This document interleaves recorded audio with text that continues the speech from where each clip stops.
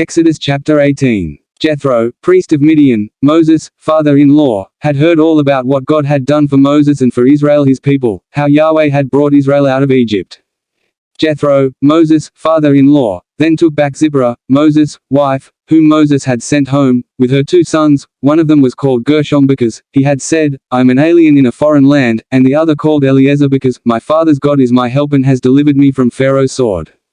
Then Jethro, Moses' father-in-law, with Moses' sons and wife, came to Moses in the desert where he was encamped, at the mountain of God. Here is your father-in-law Jethro approaching, Moses was told, with your wife and her 2 sons. So Moses went out to greet his father-in-law, bowed low to him and kissed him, and when each had asked how the other was they went into the tent. Moses then told his father-in-law all about what Yahweh had done to Pharaoh and the Egyptians for Israel's sake, and about all the hardships that they had encountered on the way, and how Yahweh had rescued them. And Jethro was delighted at all Yahweh's goodness to Israel in having rescued them from the clutches of the Egyptians. Blessed be Yahweh, Jethro exclaimed, for having rescued you from the clutches of the Egyptians and the clutches of Pharaoh, for having rescued the people from the grasp of the Egyptians. Now I know that Yahweh is greater than all other gods. Jethro, Moses' father-in-law, then offered a burnt offering and other sacrifices to God, and Aaron and all the elders of Israel came and ate with Moses' father-in-law in the presence of God. On the following day, Moses took his seat to administer justice for the people, and the people were standing round him from morning till evening.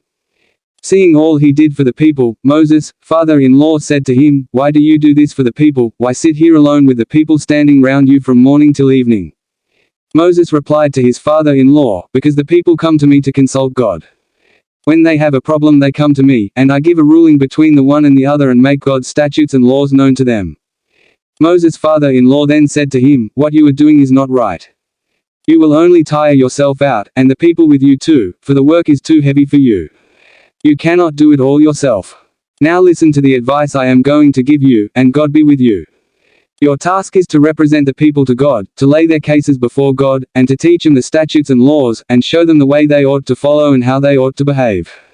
At the same time, from the people at large choose capable and God-fearing men who are trustworthy and incorruptible, and put them in charge of them as heads of thousands, hundreds, fifties and tens, and make them the people's permanent judges.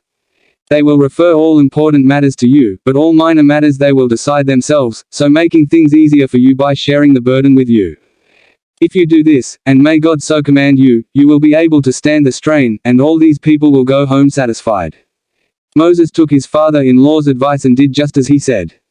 Moses chose capable men from all Israel and put them in charge of the people as heads of thousands, hundreds, fifties and tens. These acted as the people's permanent judges. They referred hard cases to Moses but decided minor matters themselves. Moses then set his father-in-law on his way, and he traveled back to his own country.